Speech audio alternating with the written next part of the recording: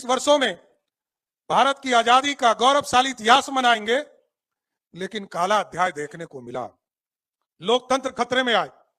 हम लोग तो छोटे रहे, लेकिन यह जरूर एहसास कर सकते हैं कि जिस तरह की स्थिति उत्पन्न हुई, स्वयं का चुनाव यदि रद्द हो जाए किसी प्रधानमंत्री का, वो देश में इमरजेंसी लगा दे और इमरजेंसी लगाने के बाद इस देश में राजनीतिक कार्यकर्ताओं को जेल में डाल दिया जाए, मीसा कानून लगाया जाए और इस देश के पत्रकार साथियों को भी जेल में डाला जाए।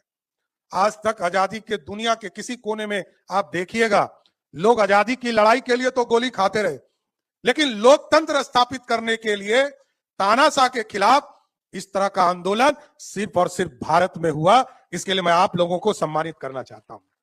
और आपका सम्मान, जेपी सेनानी एक तरह से दूसरे इस देश के आजाद दिलाने वाले लोग हैं। आप लोग, इस देश में आजादी तो अंग्रेजों से दिया गया, लेकिन अपने लोगों ने जो कष्ट दिया, अपने लोगों ने जो आपके ऊपर अपराध किया, उससे मुक्ति दिलाने का काम किसी ने किया तो वो जेपी सेनानियों ने किया है। साथियों, मैं इसके लिए आपको बधाई देना चाहता हूं, क्योंकि हमारा संविधान कहता है सबको न्याय मिले, सबको आगे बढ़ने का मौका मिले, सरकार जवाबदेह हो। और सरकार इसलिए जवाबदेह हो क्योंकि हम जनता से चुनकर आते हैं। लोकतंत्र की व्यवस्था है और लोकतंत्र में जनता के द्वारा चुनी हुई सरकार होती है। लाखों लोग विधानसभा में नहीं बैठ सकते, लाखों लोग लोकसभा के अंदर नहीं बैठ सकते, उनके बीच से चुनाव होते हैं और चुनाव जीतकर लोग जब जाते हैं तब सरकारें बनती है। साथियों, आज मैं आप लोगों को जरूर आश्वस्त करता हूं, आपके सम्मान में जो भी छूटे हुए कार्य हैं उसको जरूर पूरा करने का काम हमारी सरकार करेगा, क्योंकि सरकार जवाबदेह है। संस्थाओं को मजबूत करना है, गरीबों को न्याय मिले इसकी चिंता करना है, महिलाओं को सम्मान मिले इसकी चिंता करना है, और ये जो युवा पीढ़ी है जिसकी जेनजी की चिंता हुई, उसके लिए समुचित व्यवस्था के साथ साथ शिक्षा से लेकर रोजगार तक की चिंता हम लोगों की सरकार और मोदी जी की सरकार करने वाली।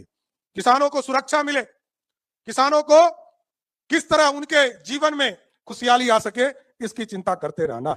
इसलिए आज साथियों, आप देखते होंगे देश के यशस्वी प्रधानमंत्री जी लगातार भारत में, लोग कहते थे गरीबी हटाओ, गरीब को हटाना शुरू कर दिया था लोगों ने, लेकिन मोदी जी आने के बाद सबसे ज्यादा यदि किसी ने गरीबों को व्यवस्थित तौर पर जीवन जीने के लिए व्यवस्था दिया तो उसका नाम है नरेंद्र मोदी की सरकार। साथियों, और इसलिए मैं कहता हूं, पक्का मकान मोदी जी ने दिया, खाने के लिए अनाज मोदी जी ने दिया, घर तक पानी पहुंचाने का काम मोदी जी ने किया। हमको याद है जब 2014 में देश के प्रधानमंत्री बने नरेंद्र मोदी जी, उन्होंने कहा इस देश के एक एक गांव तक बिजली पहुंचाना है और पहुंचाने का काम किया। और हमारे मुख्यमंत्री उस समय नीतीश कुमार थे, नीतीश कुमार जी ने कहा हम घर घर बिजली पहुंचाने का काम करेंगे।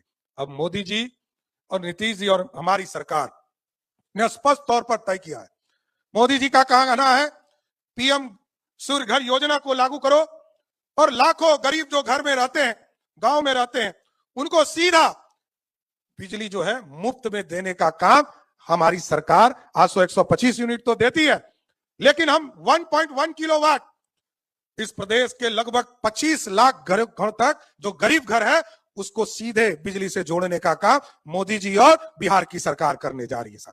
इसलिए साथियों, आज लगातार विकास की कल्पना को आगे बढ़ाया जा रहा है, और क्योंकि लोकतंत्र को व्यवस्थित किया गया, लोकतंत्र की चिंता किया गया, लोकतंत्र में काला अध्याय नहीं बन सके इसकी चिंता किया गया। आपने देखा होगा हमारे यहां भी कोई लगातार कोई भी समस्या यदि सामने आता है तो सरकार तुरंत चिंतित होकर इसको आगे बढ़ाती है।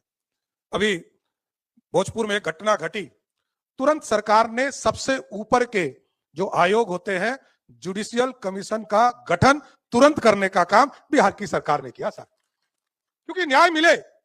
कोई यदि गलत है तो उस पर कार्रवाई होगा, और बिहार की संरचना में सबका साथ सबका विकास, तभी तो हम आगे बढ़ पाएंगे। और साथियों, आज मैं बताना चाहता हूं, आदरणीय नड्डा जी आए हैं बिहार,